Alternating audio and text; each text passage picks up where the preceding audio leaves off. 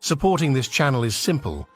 Whenever you shop online, just access the affiliate links in the description. Your support is essential for the growth of this project.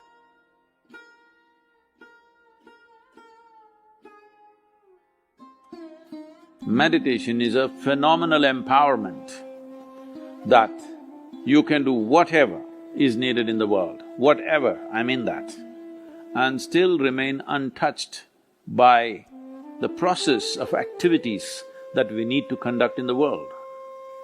If you sit here, your body is here, your mind is there, who you are is little away. This is the end of suffering, and this is meditativeness.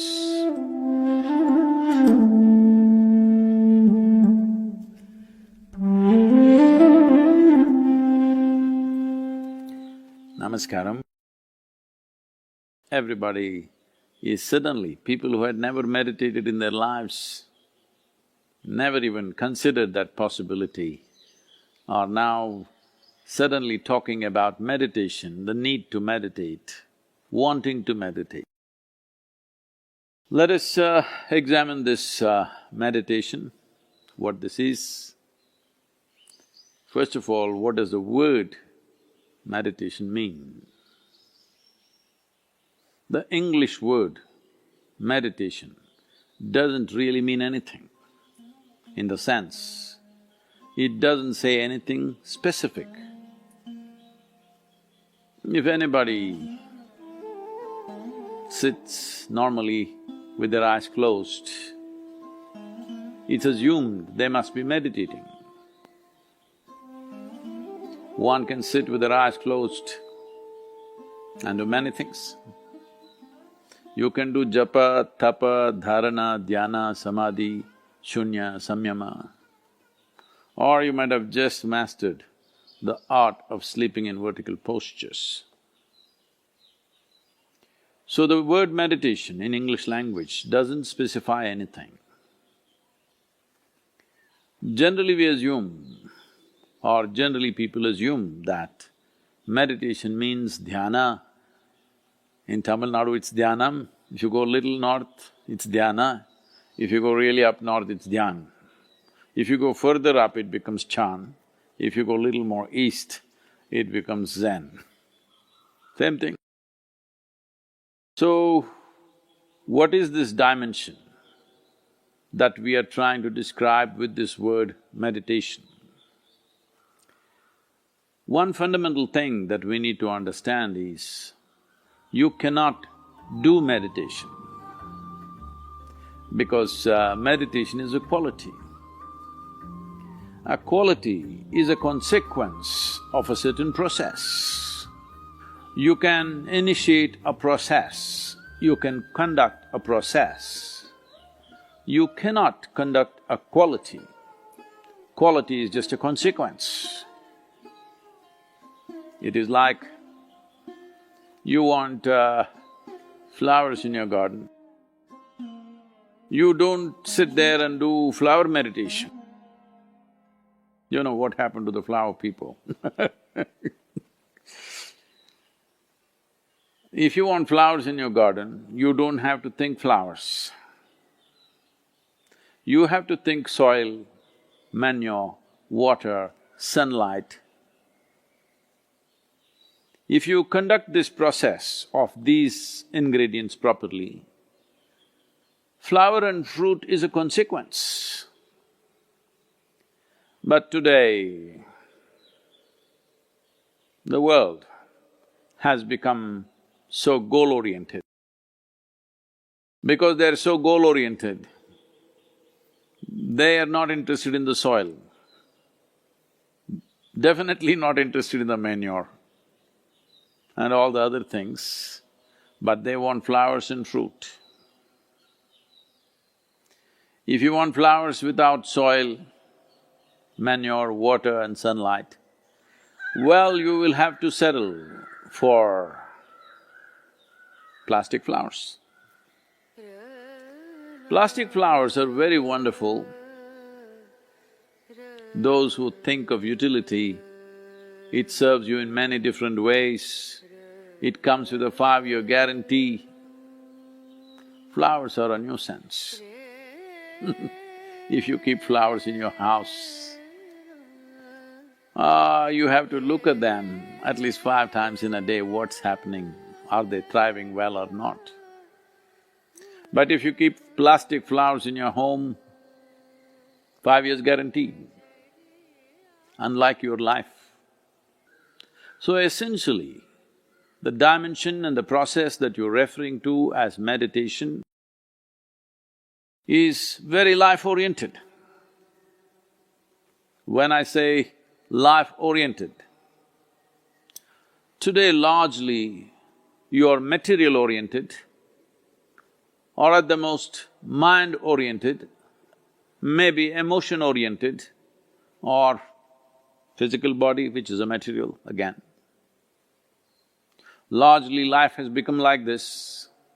People's idea of life is, if someone says, "my life," you're supposed to understand they're talking about their job. They're talking about the economic condition in the country or in the world, about their car, maybe about their dog, sometimes about their husbands or wives. It could be anything. But the only thing that's truly life is what is throbbing in this. This is life. The rest are arrangements that we have made, hoping that these arrangements will allow us to enhance our life. Whether it's education, career, relationships, marriage, children, wealth, whatever. All these things one is after only in the hope that it will enhance our life.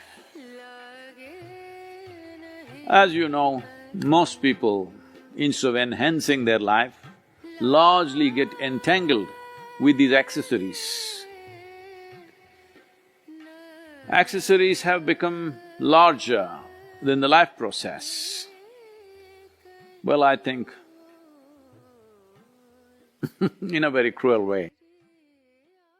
The virus is bringing focus on the life. You suddenly understand your expensive home has become a prison. Your expensive car is as good as junk because you can't drive it, at least for some time. So now naturally a whole lot of people are asking all over the world, how to meditate, what should I do? As I said, you cannot meditate, but you can become meditative because it's a quality. If one cultivates their body, mind, emotion and energies to a certain level of maturity, you will be naturally meditative 24 hours of the day. Meditation is not an impairment that if you're meditative, you have to close your eyes and be limited to one place. Meditation is a phenomenal empowerment that you can do whatever is needed in the world, whatever, I mean that. Whatever is needed in the given situation and still remain untouched by the process of activities that we need to conduct in the world. This empowerment or without this empowerment, in fact a human being is crippled because if what you have to think, feel, understand and act in the world is going to rub off on you in such a big way, naturally you will hesitate to do what is needed. Naturally you will avoid doing things that need to be done. In a way, the moment you are in a state where your own activity and the activity of the world around you and the activity of your mind and your emotion, once they are impacting you every moment of your life, then in some way you will cripple yourself because naturally you would want to keep the scale of your life very limited because activity, thought, emotion, involvement with life can cause enormous amount of suffering. Once there is fear of suffering, knowingly or unknowingly, you will limit the scope and possibilities of your life. Meditation means just this, in a very simple way if we have to put it. If you sit here, your body is here, your mind is there, who you are is little away from these two dimensions of physical body and mental accumulations. These two accumulations of body and mind, if a little space arises between you and this is the end of suffering. And this is meditativeness.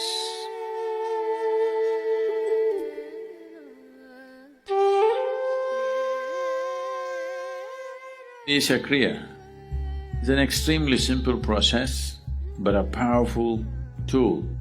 These three ingredients, your breath, your thought and your awareness, in the right combination, if you use them, your ability to use the mind and the body is so greatly enhanced that you almost look superhuman for somebody else.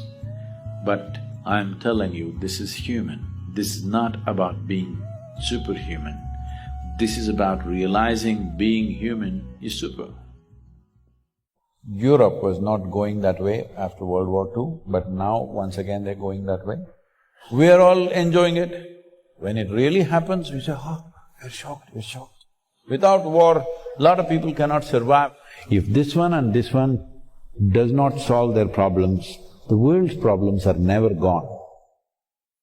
What I consider perhaps even symbolically, like a symbolic message that one of the most fertile, perhaps the most fertile soil on the earth is now in a country which is now in war, in Ukraine.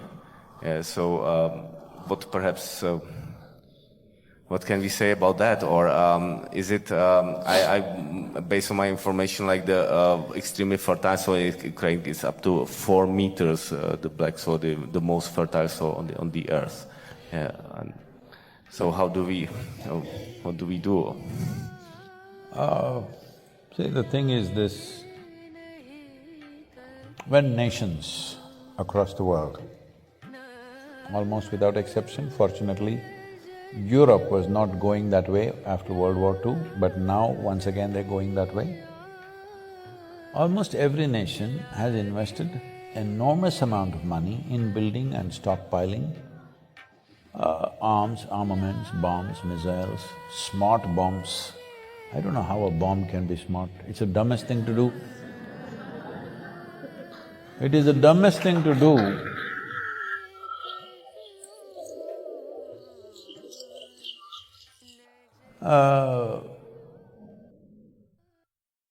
See, at least if I pick a fight with you with a sword or a stick or something, there is some crude animalistic pleasure attached to it. 1,000 people are sitting here, you just drop a bomb, all of them died. I don't know what is smart about that. I cannot understand this. But they are talking about smart bombs, where they're saying from 2 miles in the sky, they can drop the bomb into your house through the window. They're very proud of this. So this is not one nation, across the world, all right? So all of us as people, were we all thinking, all these bombs are being kept for entertainment, for display, or it's artwork, what did you think? One day it will be used. Yes or no? It has to be used somewhere. The question is on whom? The question is not whether it will be used or not. The question is just where and on whom, isn't it? So when it is piling up, we are all okay with it. In every movie, there is no movie without a bomb or at least a smashed face. We are all enjoying it. When it really happens, we say, oh, we're shocked, we're shocked. It doesn't work like that, life. This is why I'm telling you about the soil. Will you grieve after the disaster? Or will you be that generation will turn the disaster around This is all the choice we have, because this is our time on the planet. How we do our life is our life, isn't it? So, wars are almost inevitable because economies are built on war. Without war, a lot of people cannot survive. The largest industry on the planet is arms and armaments. How will you not use it? If I am making guns and bullets and I sell it to you and you don't shoot a single bullet, I'm disappointed with you. Hello? This happened, I was at the World Economic Forum. At that time, the Sudanese war was going on, terrible war. Over 2,600,000 people died, out of which 50% were children below 6 years of age. Can you beat it? 130,000 children die in one war. So, at that time, some, movie stars and others are going there and carrying one, an African child is always a trophy. You carry this child and take photo ops and all this is happening. And they showed a video where all these militants or soldiers or whatever you want to call them, they're just going in these pickup trucks, simply shooting at the sky, okay? I said, see, these guys, if I have a fight with you, at least I need to shoot you. If I'm shooting the sky, that means I have abundant supply of bullets, isn't it? Abundant supply. Otherwise I won't be shooting the clouds. If I'm fighting a war, when I shoot, I want somebody to die. Yes or no? Hello? I'm not going to shoot at the sky, but they're shooting at the sky with automatic weapons continuously. I said, see, somebody is supplying them plenty, all right? Otherwise nobody will shoot at the sky. I said, there are 62 industries in the world who manufacture that caliber of bullet. I will give you the addresses. Will you go and lock them up? No. You will go to the war zone and pick up a child and do drama. All you need to do is, if you take away the bullets, once that runs out, maybe they will hack each other, but you can't kill that many hacking, at least. If you can't transform the human being, at least you must defang him, isn't it? Hello? Yeah, defang means you take away his teeth at least. If transformation is possible, fantastic. If that is not possible, at least his empowerment you should bring it down, isn't it? So, we have no intent of stopping the war, let's be clear about that. When it happens to us or when it happens close to us, we will cry. When it's happening somewhere else, it's drama. This inhuman attitude towards war and to killing and the suffering that other people go through we must come out of that. Because most evil things have happened not necessarily because of evil intentions, simply apathy. You sleep through life. Is sleeping a crime? Hello? Is sleep a crime? Hello? No, sleep is a good thing. But if you sleep through your life is a disaster. That is what is happening to the world, both in terms of soil, both in terms of… in terms of war. This is what is happening, we sleep through. After World War II, we formed League of Nations, we made United Nations. The idea was never again such wars will happen, right? Not just for Europe, for the whole world, never again it'll happen. But since then, how many wars? Actually, if you look at it, there's not been a single day's break on this planet after World War II without at least a battle going on somewhere. So, we have issues, we have economic issues, we have property issues, we have issues, all right? This is the idea of setting up a United Nations, that we will fight with our words and solve our problems. We are not in such a la-la land that we don't have any issues, we have issues. We genuinely have issues, isn't it? That two sets of people believe this is it, that is it, there. But this is the idea of setting up a platform which would solve problems. What has happened? We pushed it to the side and doing what we want to with each other. So, 20th century, 21st century when it began, everybody said, this is 21st century, this is the age of information, this is technology, this, that, no wars. Tell me how many wars in 21st century? How many nations have been destroyed in 21st century? Many. Too many. Too many for 22 years, isn't it?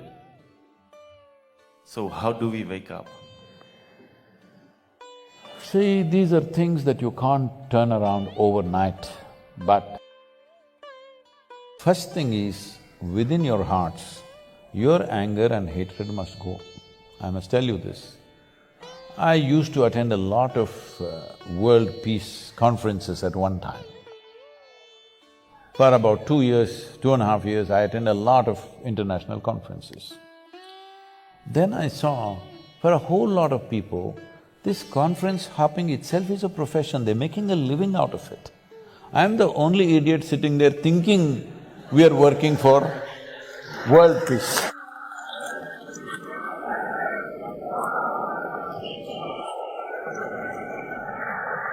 So I was in a very prominent conference, 42 Nobel laureates were participating and a few ex-heads of state and all that stuff. Because when they're head of state, they will do war. After they retire, they will talk peace. This has been the way of the world.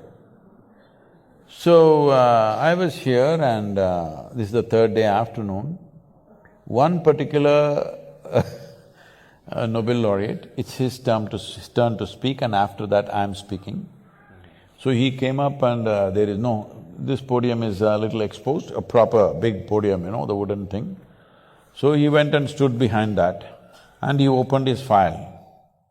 He looked down, he never lifted up his head up. He read 42 pages. And I was sitting in the front row trying to grasp every word.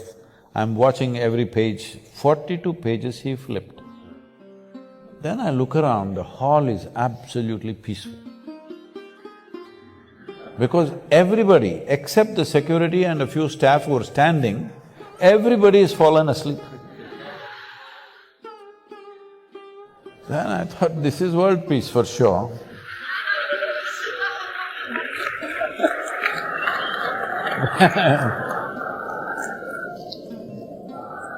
Then my turn to speak came and I said, see, in the last 3 days I've heard so many bombastic speeches about creating world peace.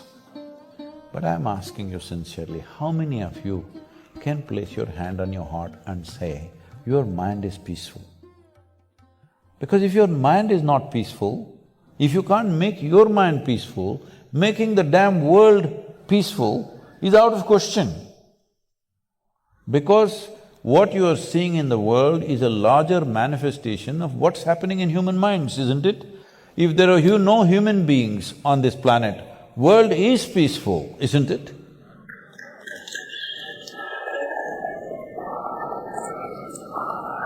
So then I inquired why in the afternoon session everybody has fallen asleep uniformly.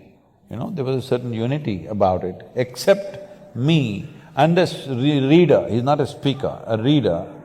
Everybody has fallen asleep. Then I asked, what happened? He said, no, Sadhguru, yesterday evening there was a Bacardi festival. Oh, free drink. So everybody became peaceful. That was the last World Peace Conference I went to. So let us make the wish to make our minds peaceful globally, and I think Olga wants to… No, this is the whole thing. We can't make everybody's mind peaceful. You can make yours peaceful, I can make mine peaceful, she can make hers peaceful, this is the only way it works. This is the problem. We talk about a world, we talk about a society, we talk about a humanity. No, all these are just vocabulary. There are only human beings. If this one and this one does not solve their problems, the world's problems are never gone. It will manifest in so many ways. Once upon a time, there was a man in South India who wanted to get supernatural powers. Immediately our man set forth on a journey to Tibet. 1 week of intense practice. He could not sit, stand or sleep. Now he went back, all the way back to Tibet once again.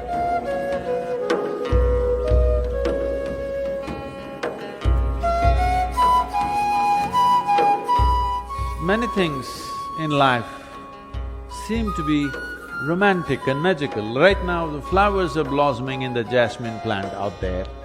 Such nice fragrance, looks magical, romantic. But there is a science and technology as to how to make it happen. Yes or no? One who knows what the plant needs and does the right thing, only he will have maximum flower and maximum fragrance, isn't it? Yes? So if you want flowers in your garden, what do? Flower, flower, flower, flower meditation. No flower meditation needed. You don't even have to think of a flower. You have to think of soil, you have to think of manure, you have to think of water, you have to think of sunlight, no flowers. If you handle these things right, flowers will happen.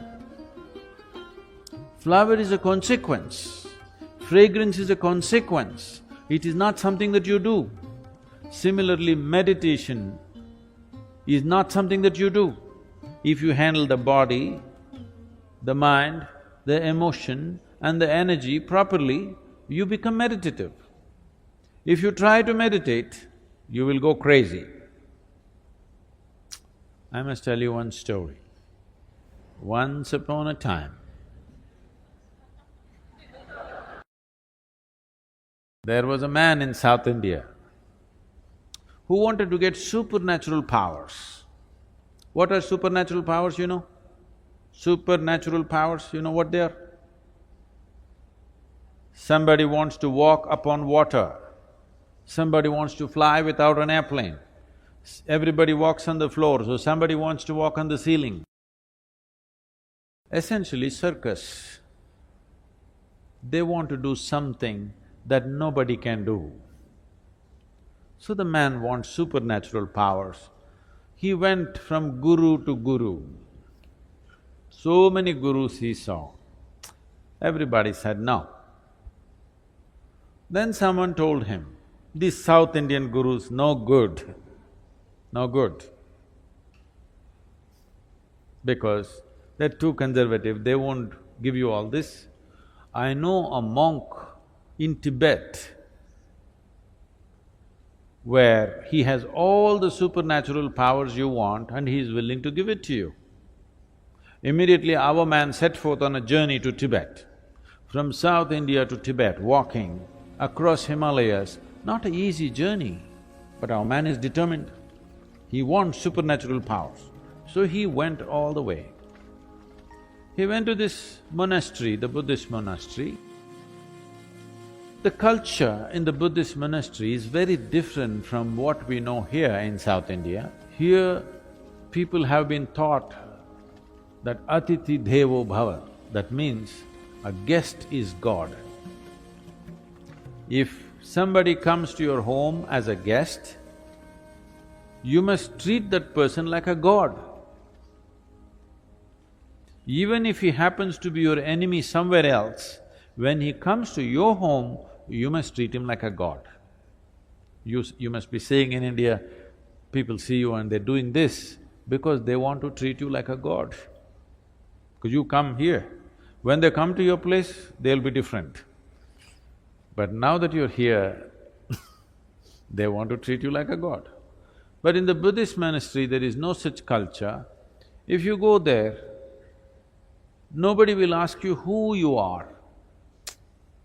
Not because they don't care for you, because in their life, the biggest thing about their life is to find out who am I.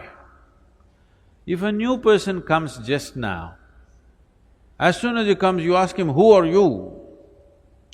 It's a very big question. Yes? Very big question, isn't it? So they don't want to embarrass you with such a big question. So a new person has come, if you do not ask him, who are you, what is the next possibility? Where do you come from? Do you know where you come from? Now you came from China, that's not the point. Where do you really come from, do you know? From where you came into this life, do you know? Do you know? No. Where is that? Mother. Okay, to mother's belly, where did you come? You really don't know where you came from, isn't it? So they don't want to embarrass you with that question either. A new person has arrived, you don't ask him who you are or where you come from, not much room for conversation, so they don't talk to you. Lunch means there is a bell. If you want, you can go and eat. If you don't eat, nobody will force you because fasting is an important part of Buddhist life. If you are not eating, it is greatly respected, nobody will come and say, come and eat, because they think you're fasting. This is a strange situation for this man from South India, because in South India, you must know this, if you go to somebody's home, it doesn't matter at which time of the day you go, you must eat. You tell them, no, I just had my dinner and came. It doesn't matter, you come to my home, you must eat. Because this is hospitality. This is a sure way to the hospital. Nobody asked him who you are, where you come from, come and eat, nothing. He just hung around. When hunger overtook him, he went and ate and just hung around. 1 day, 2 days, 3 days, 3 weeks passed away. Nobody spoke to him. After 3 weeks, the old monk who was there called him. He knows why this man has come. He said, what will you do with supernatural powers? What will you do walking upon water? After 3 days, a boat will be better, you know. I will teach you the way of meditation. With this you can live a fruitful life. Our man said, no, I don't want your meditation. You think to learn meditation I have to come to Tibet? In India, we know every kind of meditation. Don't you forget, Gautama the Buddha is an export from India. In many ways, the monk tried to dissuade him, but our man was determined, I want supernatural powers. Then the monk said, okay, if you must have it, tomorrow morning, 4 o'clock, take a dip in the river and come here. Let's see what we can do. The secrets of supernatural, I will give it to you. Our man went 4 o'clock in the morning, had a dip in the river. This is not South India, this is Tibet. Temperatures are all minus. He took a dip, turned half blue.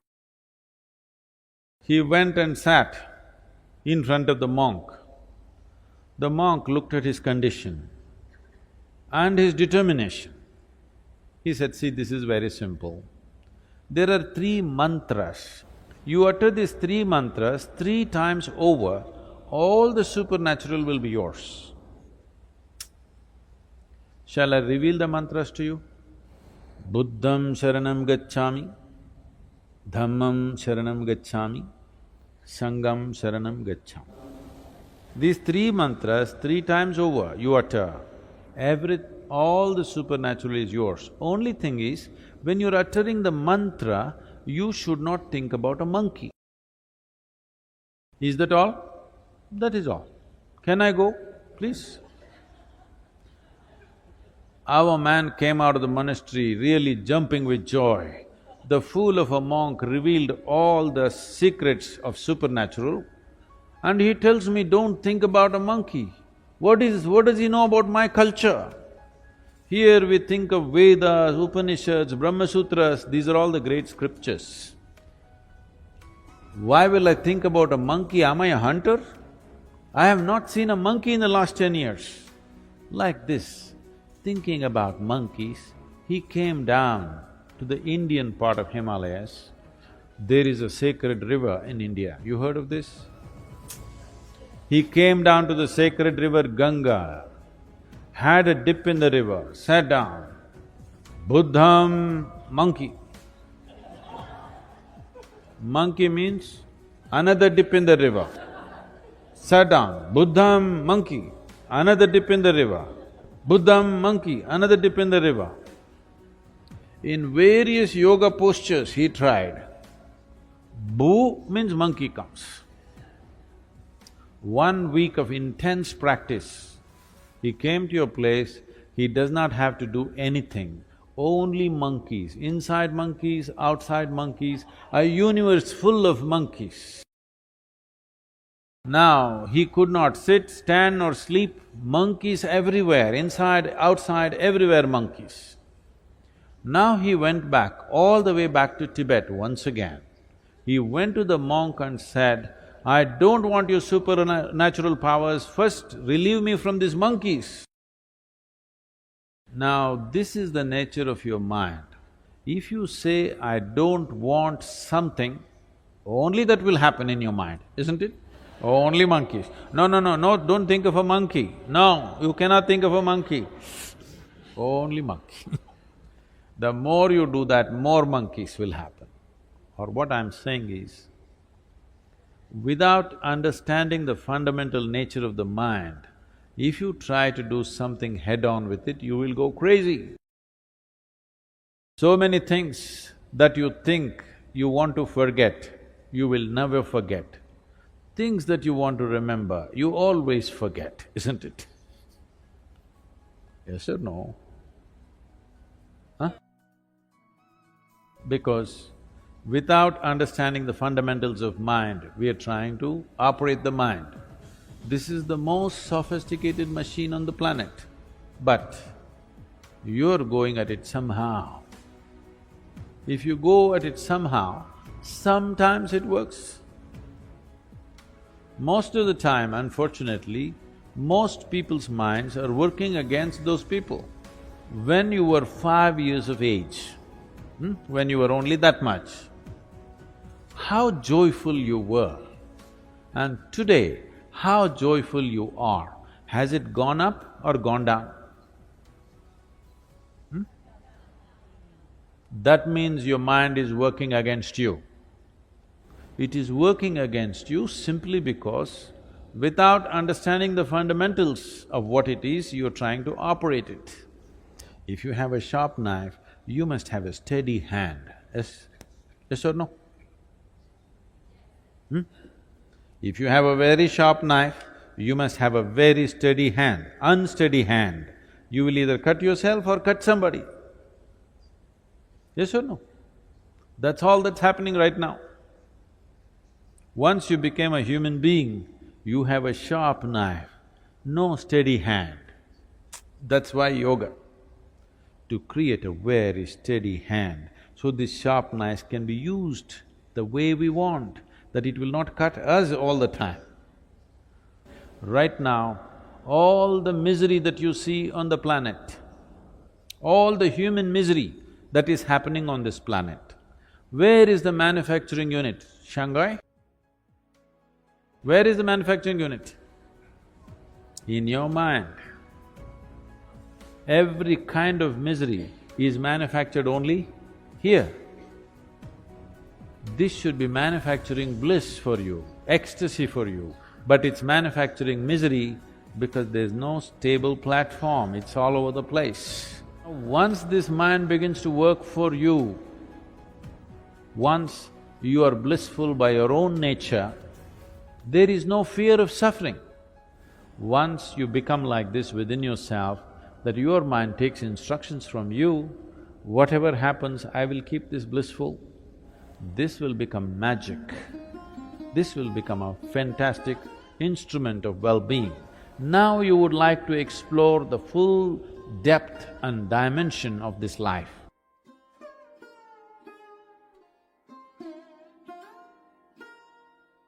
Sadhguru Namaskaram. How to conduct oneself when, when you have a very exploitative spouse,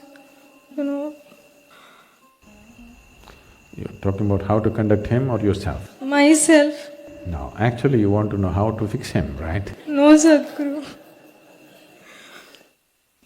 So, this is very important. I'm particularly talking to you. Please sit down. It's very important that we are straight with life, you understand? What you want is your husband fixed, but because you're sitting in front of me, you're saying, Sadhguru, how do I fix myself to fit into this exploitation? Which is not the truth. You want to know how to fix the man. Yes or no? Please tell me, all the ladies.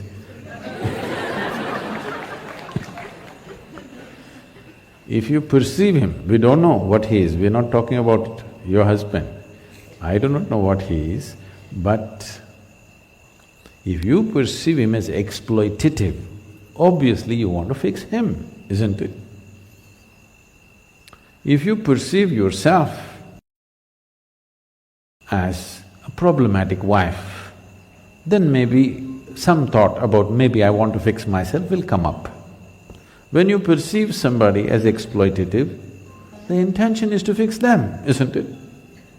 But we don't want to be straight about that, because the culture doesn't tell you, the culture tells you fixing your husband is not a good thing. You must fix yourself. So, if you get a headache, go for a foot surgery. Then the foot will be aching more than the head. Kind of fixed. At least your attention is gone. So it's time.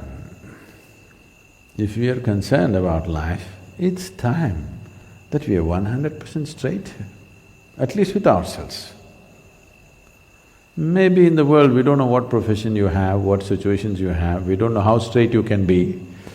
I will not interfere with that, but at least with yourself, you must be 100% straight, very important. Otherwise, neither yourself nor your life situations will ever get fixed, simply complaining and going on. Life will be a lifelong complaint for a whole lot of people because they don't want to address it, they want to beat around it. So, husband fixing program we must do.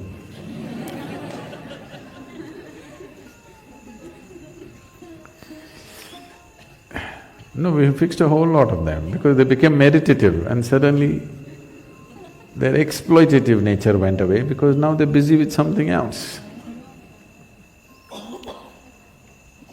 So I don't want to get into a personal situation right now here, but you must bring meditativeness into you and into your family. This is something we have to invest into life now. If you are not able to fix your husband, at least you must have a wish that the next generation of husbands are not exploitative. If you're interested in that, you must make sure your little boy that you have right now, you must fix him now with some meditation. Yes? Meditation is not about fixing him against something. It is just that meditativeness means to become in such a way that you are not the source of the problem. Wherever you are a solution, you are not a problem. If you become a solution, everybody will want you wherever you are, isn't it? Whether it's your workplace, your family, on the street, wherever, whoever seems like a solution, that person everybody wants, yes or no? Either you're a problem or you're one who complains about problems, nobody wants to see your face. You must know this. But if you're a solution, everybody wants you, everywhere, including your husband.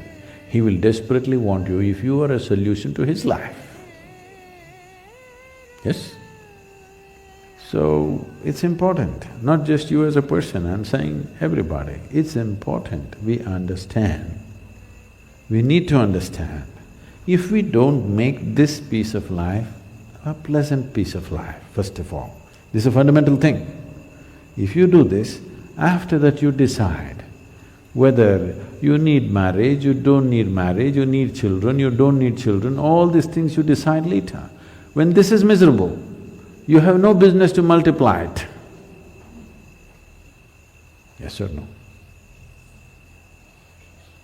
Misery, I can't get along with my husband, I can't get along with my wife, already children coming, why? If you cannot get along, how is this happening? Because we have chosen to live unconsciously. I'm not saying live this way or that way. Whatever the hell you do it by choice and consciously, that's all. Knowing the full implications of what it means. Yes? That much responsibility everybody must take, isn't it? If you do not bring into this, you will be a lifelong complaint. I will not tell you how to deal with your marriage. You bring this much into your life. Before marriage, no Sadhguru, I didn't want, but my parents, I got married. After marriage, I don't want to live in this marriage, but my children, After the children have grown up, but I have to wait for my grandchildren. See, you have made yourself in such a way that you are a result of an unconscious process. You are not a result of a conscious process. When you are a result of an unconscious process, you are bound to be a miserable accident. Yes, it's time every human being takes responsibility to at least change this much, then we can talk about big things. Reaching the peak of your consciousness, mukti, moksha, don't utter these words cheaply. Don't utter these words. First fix the fundamentals.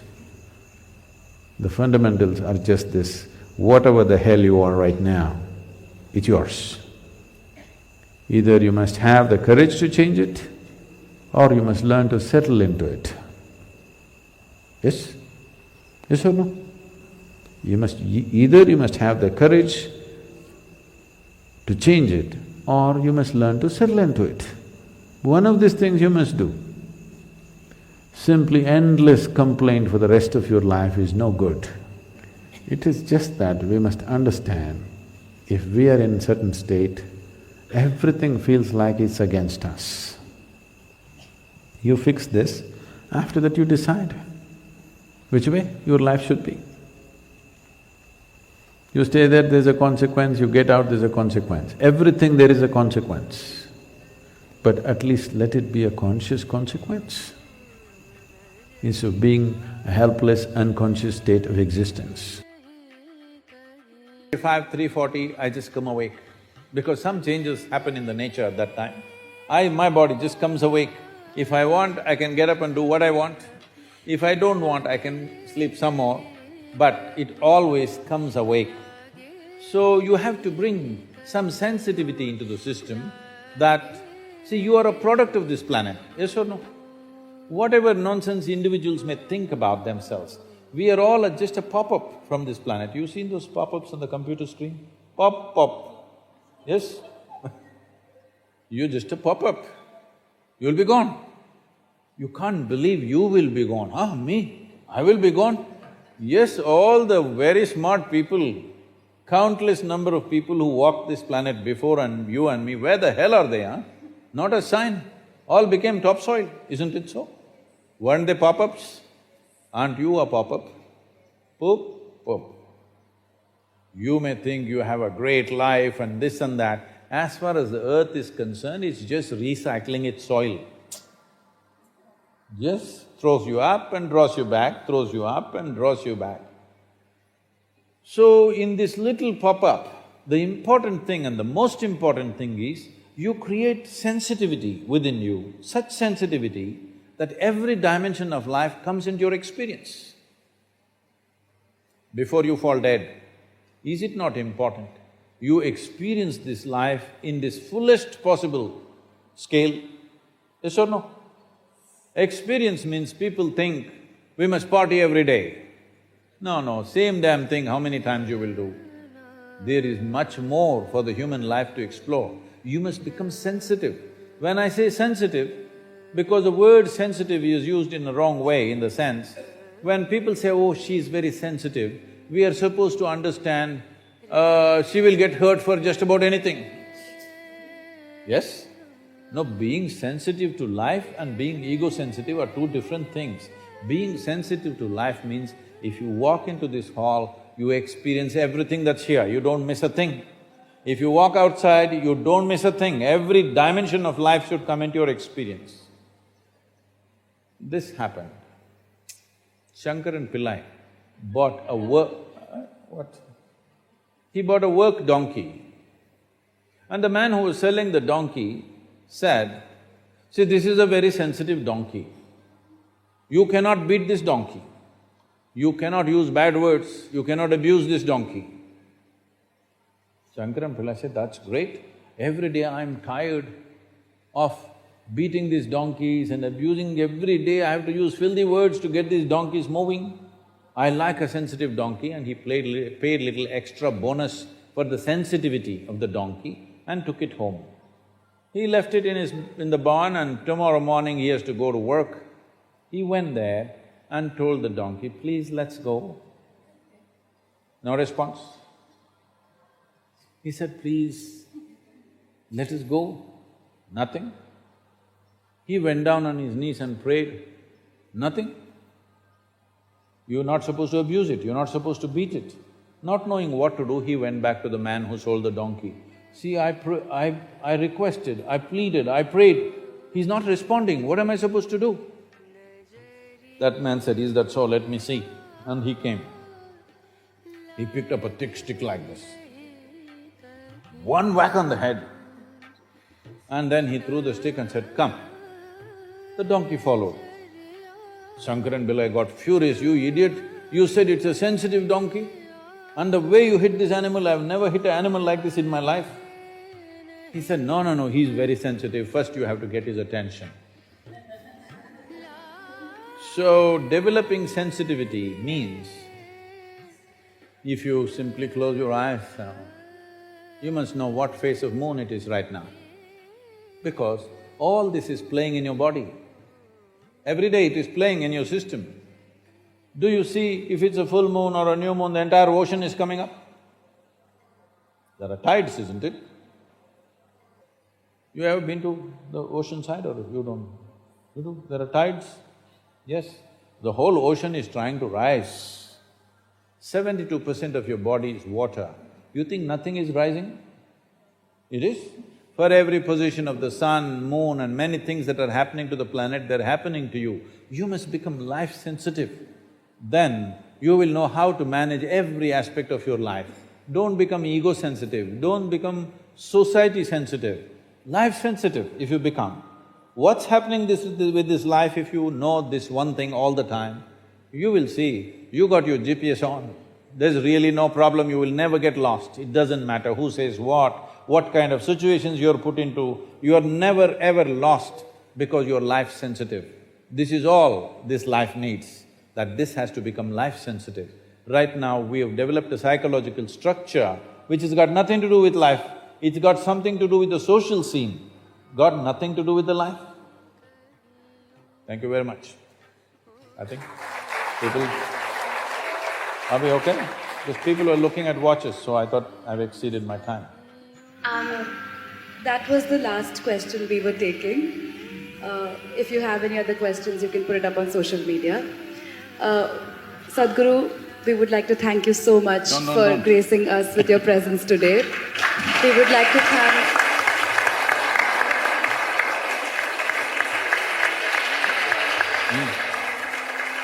Well, I would like to say a few words. All of you young girls or women or however we refer to you, you look like girls to me. That may be because of my… See, I want you to understand, everywhere in the world, but particularly in our country, so many young women of your age in rural India, in various other levels of society, what all they're going through in terms of lack of nourishment, lack of education, abuse, all kinds of terrible things, no opportunity of any kind. All of you have come into a premier institution like this. Make this a possibility, don't get tangled up with your own thoughts, emotions and make a misery out of this life. You must become a great possibility for yourself and every other life around you. Beyond gender, beyond race and religion, even beyond nationality. Just function as a human being. This education should become an empowerment, to empower you to become a great human being, because without producing great human beings, we are not going to produce a great nation. May the best be with you. Thank you very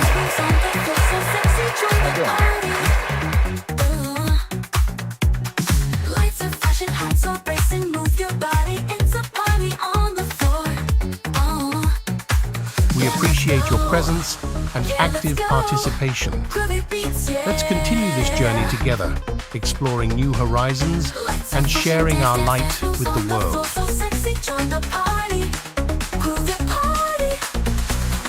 Lights are flashing, hearts are racing, move your body, it's a party on the floor.